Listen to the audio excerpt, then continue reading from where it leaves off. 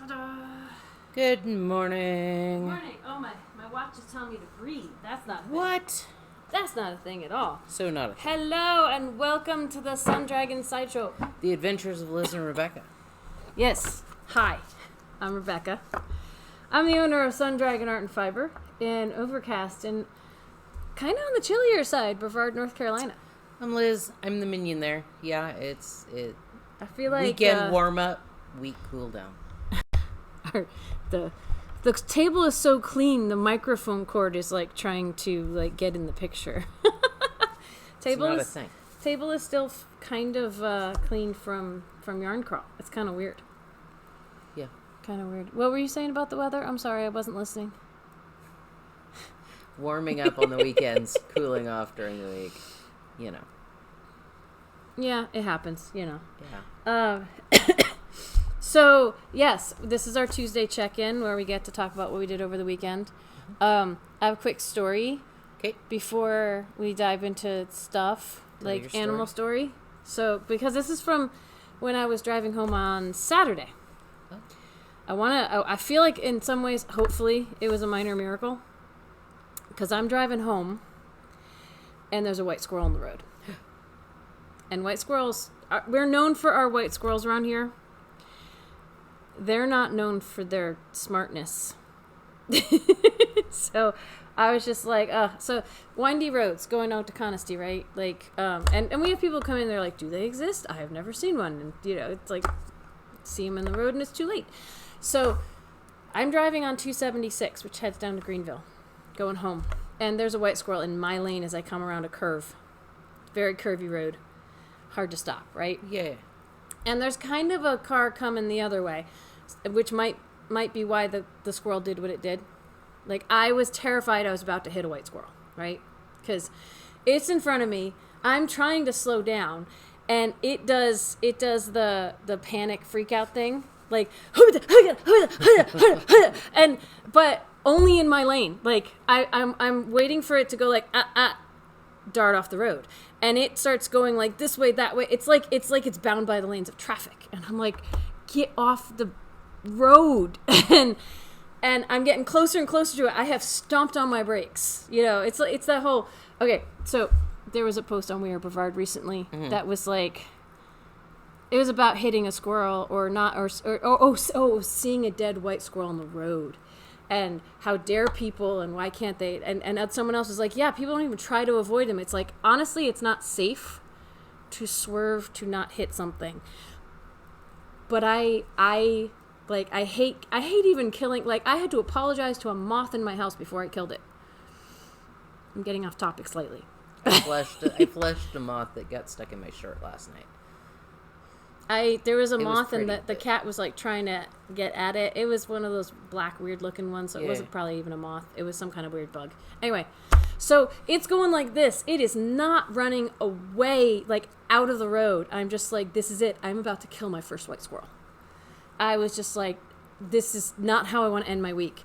And I stomp on the brakes and like I lose sight of it because I have come far enough. But I don't hear anything. You know how, when you hit something, Yeah. And I basically came to a full-blown stop. And I'm pretty sure out of the corner of my eye, I saw a white flash. Like, I think what happened is I stopped over it, like not on the tires, but like over it, and it ran, or as I was stopping, because I think I hadn't come to a full stop when I saw this white flash out of the corner of my eye. I think it managed to dart between my wheels, like the front and back ones, and go over the guardrail to hopefully safety. Because I stopped, and I'm like, I don't see it anymore. I think I just caught it out of the corner of my eye, but I'm really not sure. And someone's trying to call. Luckily, since we're not on Zoom, it doesn't go away. And I waited, though, because I'm like, just in case. Yep. I don't want to start up. And luckily, nobody was behind me. Because if someone was behind me, or if I'd swerved into the other lane because there's someone coming the other way, lots of possibilities for disaster, right? Yeah. I think I saw it run away. I'm hoping the flash I saw, because then I was like, I slowly started up again. And I looked in my rearview mirror, and the road was clear. I was like, I don't think I just killed a white squirrel. I really hope I did. If you killed it, you would have seen it. Yeah, exactly. Exactly. I would have seen and that would have like made my whole weekend just so sad. So I had to share that before I forgot about it. Because I think there was a small miracle involving a white squirrel, and thank goodness. Anyway, so they do exist around here, and it's a thing. Anyway, so Liz, we usually start with Liz's stuff so that I don't get carried away and not leave time for her. What did you do this weekend? I feel like I didn't do much to bring in to show off. Like, I organized some dresses in my closet, cleaned out a bunch of... Your floor closet? No, actually, my closet. Oh, you have things hung up? Yeah. What? What?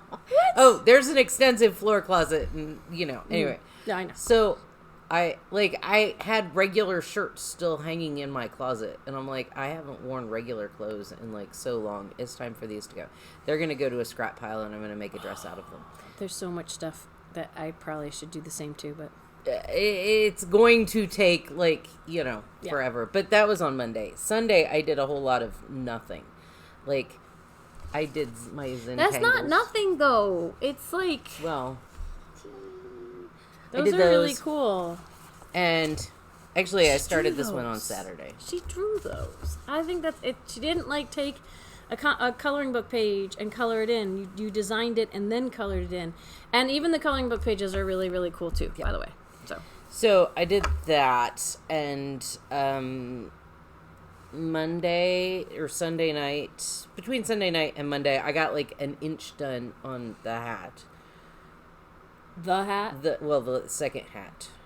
But explain for people who haven't seen. I need a refresher on this too. So my niece stole my brother-in-law's hat that I made for Christmas a couple years ago. And then the dogs got a hold of it, and she felt really bad, and Mary said, can you make her another one? So I finished one, and it's fingering weight yarn on size 3 needles. And anyway, I picked it up this weekend because I was like, I should do some knitting. Oh, it's tiny needles. But I did over an inch. So. I realized we didn't talk about something before we started filming. I'm going to stop the video. No, you finish your story. And then we're going to stop and talk about something, and then we're going to pick up filming again. Okay.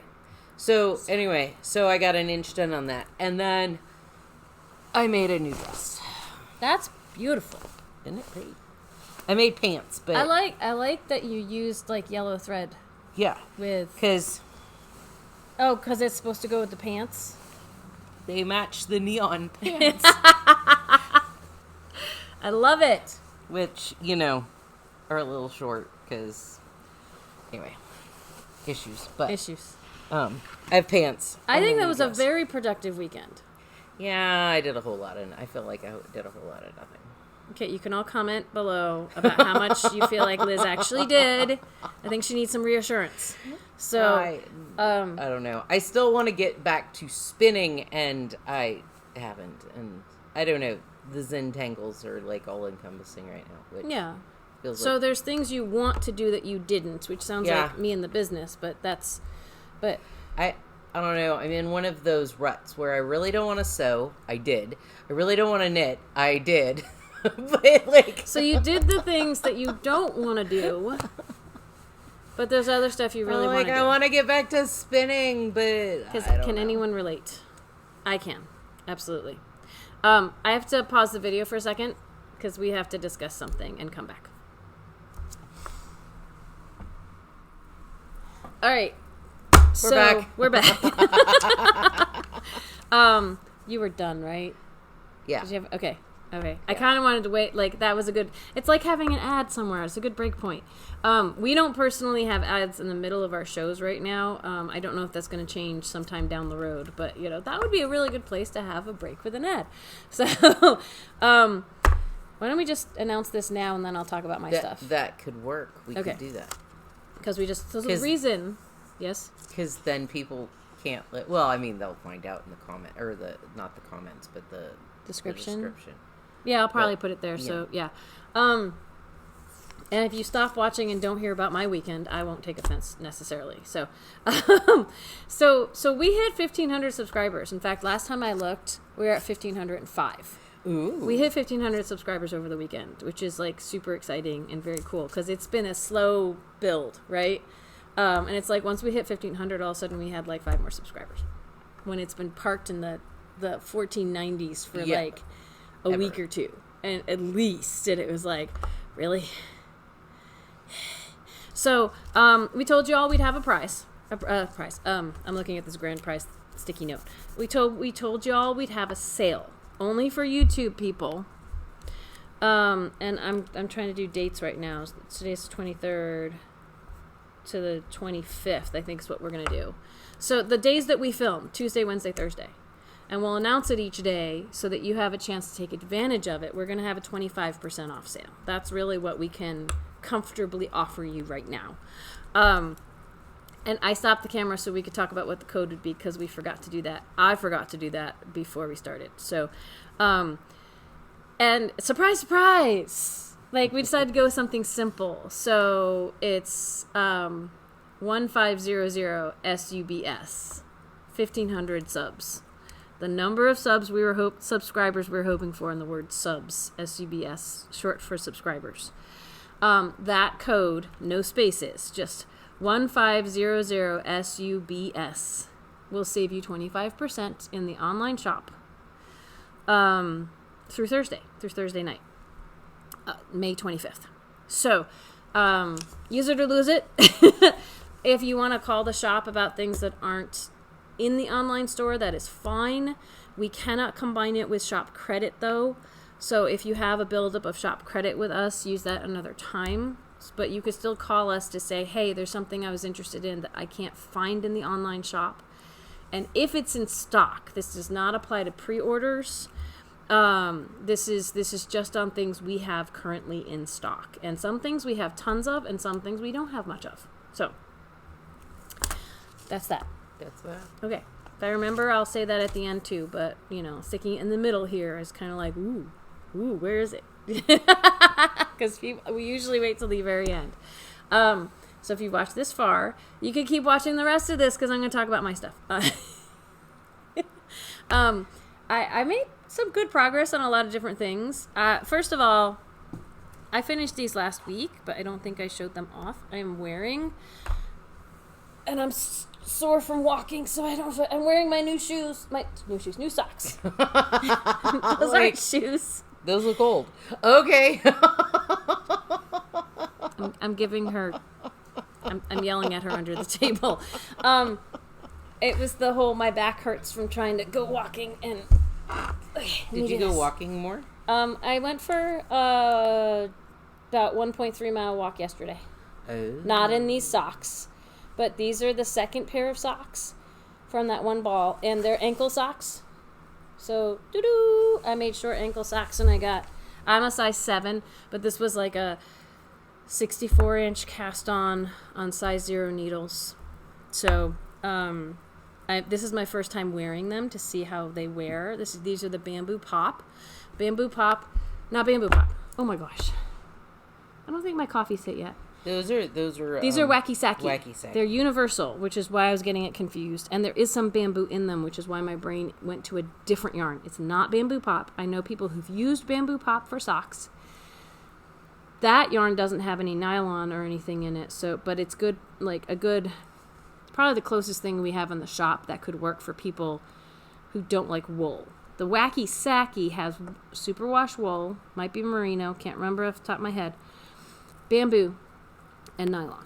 And it self-patterns like you could see on my socks. I still had a little bit left over, but all my ends are woven in, and I'm wearing them today to see. Even on size 0 needles, I can kind of feel the stitches a little because nothing is going to be quite as smooth as machine-made socks. But because those are on teeny tiny, not even needles. It's just the knitting machine doing this little, So, but I think they're going to be super comfy. So I'm really excited with them to try them out today. These are the needles I used. I don't really know if we have much of the carbons left in the shop. They're a little more expensive, so we don't stock them because people aren't looking for them. To keep it on the sock vein, we started our sock class, our in-person sock class. By the way, I'll try to put the link in the description to the survey that I've put out about memberships, monthly memberships that might be able to grant you access to virtual lessons that we really haven't been able to offer yet. But if we can find some kind of sustainable model for that to allow us to make space for that, we will. I started my 3-part sock class in person on Hermione's Everyday Sock. And so I spent the weekend getting my sock cuff to match this sock cuff so that next Saturday, so I can put this down until Saturday. And next Saturday, I can work on my heel with my my class members. We can be making our heel flap and turn and gusset together. And I'm hoping we get through all those, or at least through 2 of those. Because my goal, it is pretty. Hermione's Everyday Sock has like a little texture to it if you want to for the top cuff part and the top of the instep of the foot part. And for some, it's like debatable whether using a hand dye with lots of color in it it's gonna show or not, but it kind of does. And we don't have this colorway in the shop anymore, but I'm hoping with the class we can at least get through the flap. It depends. I mean, it's teeny tiny yarn and teeny tiny needles, and we might only get through so far. But the flap and the turn, and start the gusset, and they can go home and keep working on it. This first class, we talked a lot about socks and theory and all this other stuff, and so it took a while to get to the actual knitting. I'm hoping on Saturday, if we just dive into the knitting, we'll get through more. So I'm knitting on zeros on these 2, whereas the class is knitting on size 1 needles. It's a difference of like 1/4 of a millimeter. But it makes a difference ultimately. It makes a difference when it's this small. It really does. Because like I could show you, here it is. My 3rd sock thing to show off this week is, this is my sock from the Ready Set Sock book. And I realized, so it's coming out kind of big because I think it's supposed to be on size 1 needles, and I'm knitting on my what's labeled as size 1 prim double points. The prims are actually 1.5s. they're 2.5 millimeter instead of 2.25 millimeter. And I'm like, this sock is coming out kind of big. I also went back and realized that this is not a 64 stitch cast on. I did the middle size of this, which is supposed to be my size, but gauge is different. This is the thing with socks. It's not going to be perfect your first time out, probably. Like there's some trial and error to patterns to gauge. Even though I don't tend to gauge for socks, I tend to adjust accordingly if it doesn't work out, because I have found that even 1/4 millimeter when they're this tiny can make a difference. And I should take my own advice and gauge, but you know. And just for those of you who don't really care, but I'm going to tell you, Yeah. between a 40 and a size 1. By 40, is 1 millimeter. she means like 0 is the smallest we carry in the shop, and then it's the same with brushes. When you go smaller than a 0, you go into multiple zeros. Yep. So the next smaller from a 0 is a double 0, 2 0, 0 0, and then 0 0 0. And so if she says 40, she means 0 0 0 0. Yep, there's a whole millimeter of difference between a 40 and a 1. Oh wow, okay, because 0 is a 2 millimeter. Okay. That means a 40 is a 1.25 millimeter. Okay. Yeah. Anyway, what's going on with these? So this one's probably going to be big for my foot, but I'm going to have it as a shop sample. I'm tempted if I make these for myself, like that look like this, because I wanted to make the ones that have texture, and I finally got to the point where you can see the color change. Yes. Like I'm actually on the toe. I got far enough that I'm on the toe. And I'm about to do the toe with this lighter blue-green instead of the purple. So I'm using a color-changing yarn, a Queensland Perth, and Cascade Heritage Solid.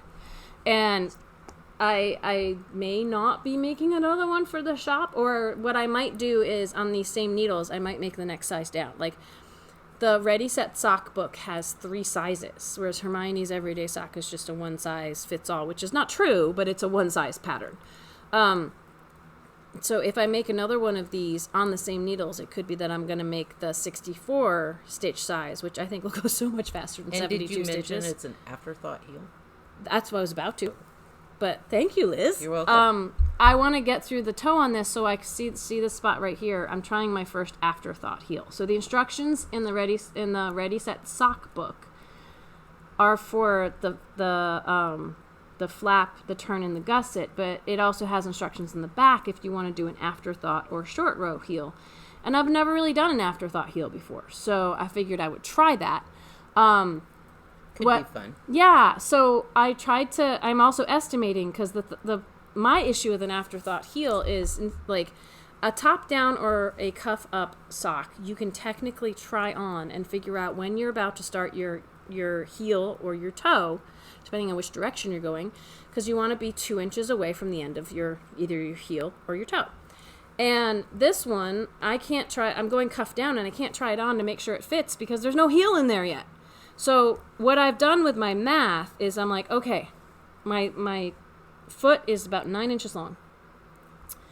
And so when you're going cuff down, you want to start your toe 2 inches from the end. And when you're going toe up, you want to start your heel about 2 inches, 1.5 inches from where your heel is. So I took 9 and I took 4 inches off of that to know when I want to start my toe. And we'll see if this works out. Again, the sock will probably be big for my foot regardless, but I'm going to finish the toe and then I'm going to go back and try this heel. That might be a morning meditation recently in the upcoming future.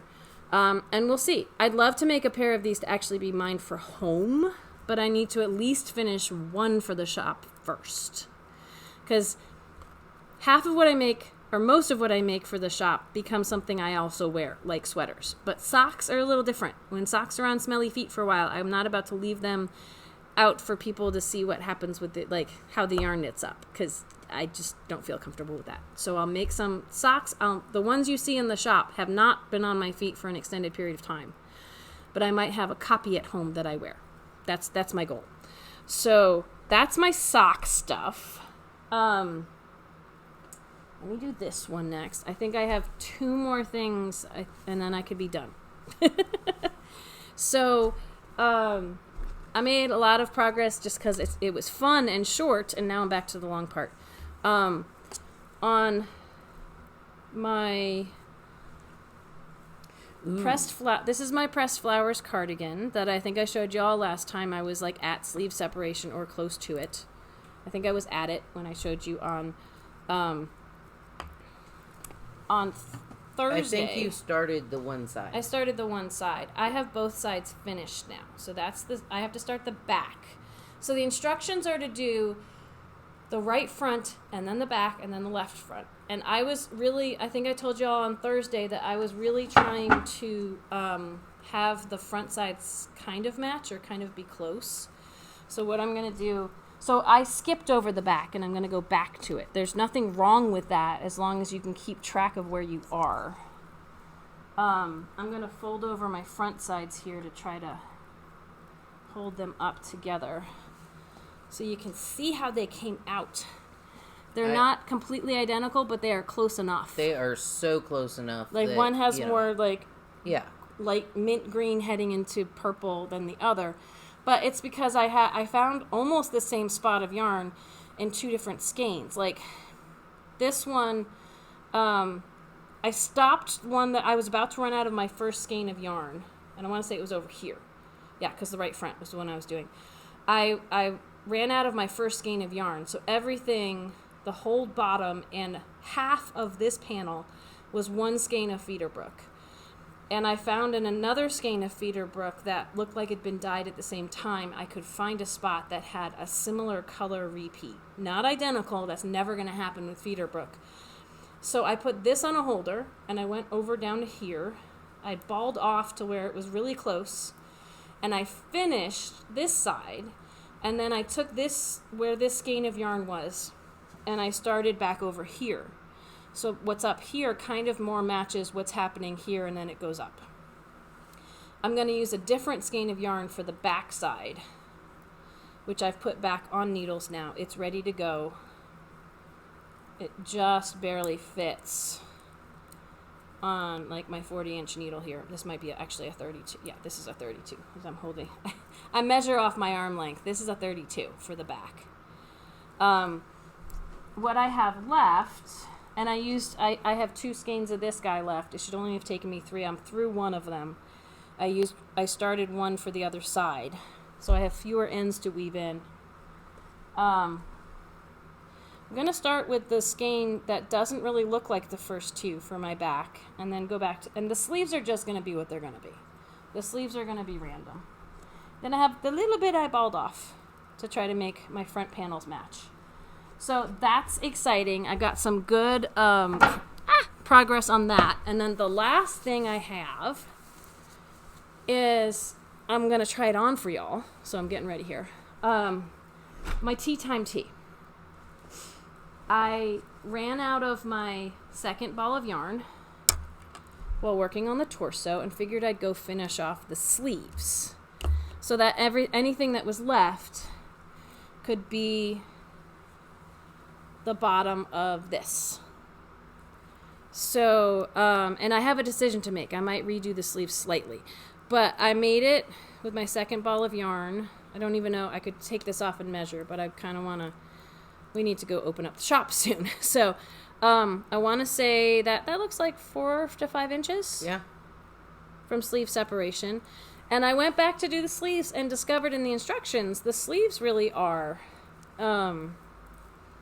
get your sleeves off the holders and pick up stitches across the bottom, which is usual for a sleeve separation garment like this. And like knit a row and then do an I-cord bind off. It's like super fast. They're like little cap sleeves. And when I added on stitches for my XL size, for the underarm, when I separated the sleeves, it was 22 stitches. That's a lot more than usually happens, even for an XL size. But it was comfy when I tried it on for y'all on Thursday. Can't keep my word. There's only one day we filmed last week. You think it'd be easy to remember. Now, she said for the XL sizes, not XL, for the 2XL and larger, she's like, some of my testers found that the sleeves were a little wide. So if that's if you're concerned about that, or if you think that's going to be the case, then pick up every other stitch underneath. So I'm like, well, I'm the XL. I'll be fine. I might redo it. We'll see. It was really funny when I held it out to take a picture for morning meditation. It looks like a mouth. It's like, rawr, rawr, rawr. But this might settle with wear, but here, let me put it on and show you. It's not horrible. And one of the sides that I did, I've already woven the ends in and stuff because I didn't think about, I tried it on this morning at home. I'm just gonna get my hair out of the way. Well, that's the side that's the side I just did for morning meditation, so it hasn't been sewed in. And this is the side that's done. The question is that, if I did fewer stitches there, fewer stitches, I think I'd be happier. Yeah. It's not bad, right? And I'm loving this little, I think this is going to be so cute. I like the color. Again, the sleeves, I don't know if the cotton's going to block down and settle that much, but the sleeves feel a little bit wide right now. I'm happy to have this width for the torso. Yeah. But what I think I'm going to do, and, that's right. I was trying not to get detached from this, but I cut the yarn already. Even though I've cut the yarn from, since you get the collar settled right. Ooh. So the collar wants to flip up. We'll see if that, well, I don't know if I'm going to block it down, but I could try. Blocking it down could help. Yeah. So see how it kind of ruffles just a little bit here, right? So, I think what I'm going to do, even though I've cut the yarn, if I rip these I-cords back out again and pick up differently, it was 2 rows of knitting, and I-cord bind off does take a while. But if I pick up fewer stitches, even though I've cut the yarn, in theory, I should have enough yarn to redo it. Yes. With like 10 fewer stitches, that should work. I think I'm going to do it with the side that I haven't sewn the ends in on and try it on again and see if I like it. And if I like it with the kind of almost tapered, not really tapered, but more like not floppy. A little pulled in. Then I'll figure out where my ends were sewn in over here. Since it's cotton, it should be kind of easier to kind of pick out and navigate than if I'd done it with wool. So, look, from here on camera, it looks like I have a finished shirt. I don't. And we'll get back to you on whether or not it Yeah, I'm probably going to even try that either during the day today or at Sit and Stitch tonight. It's a good chance. So even by Thursday, maybe, I'd be able to show you the difference.